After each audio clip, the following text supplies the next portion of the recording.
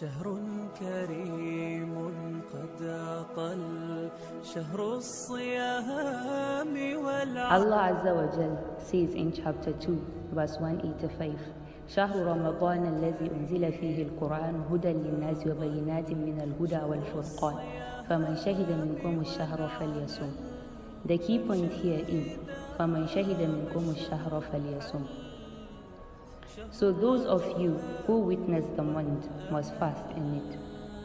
This shows that fasting in the month of Ramadan is a compulsory act of worship, an act of worship that has been prescribed upon us as it was the people before. So who are the people that are exempted or excused from fasting in this holy month and why? Allah subhanahu wa ta'ala continues in verse 185 of Surah Al-Baqarah.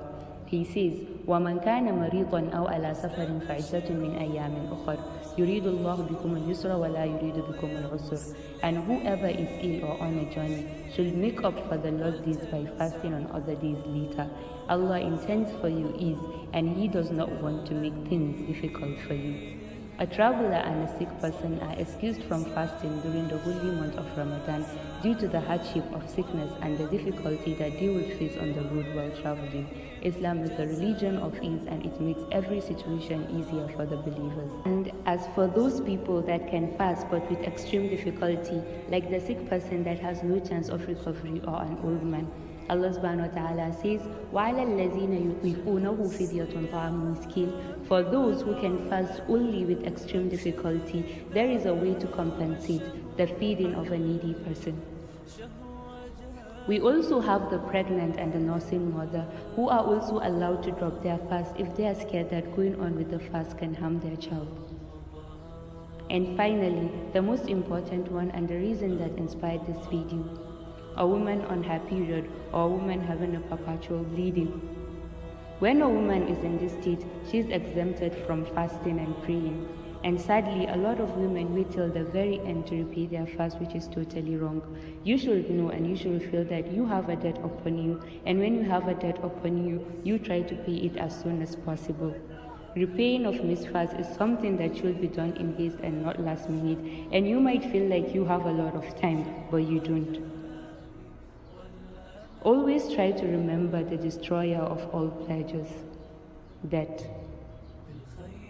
And then you go back to the Almighty carrying His debt while He gave you enough time to repay Him, but you decided not to, and therefore you have no excuse. And then the worst of all, some people out of negligence and carelessness hold that debt and they carry it as a load on their backs to the next Ramadan. A new Ramadan finds them with the debt of the last one. This is a very grave sin. We have a few days to Ramadan, and if you haven't repaid your fast, try to do so now, because if you let this new Ramadan find you with the debt of the last one, then you have committed a mighty sin. If your carelessness leads you to this, then there are 3 things upon you. You'd have to repay the old missed fast after the new one ends. You'd also have to give out fidya, which means to feed a needy person for each fast that you missed. And lastly, istighfar, seeking forgiveness of Allah.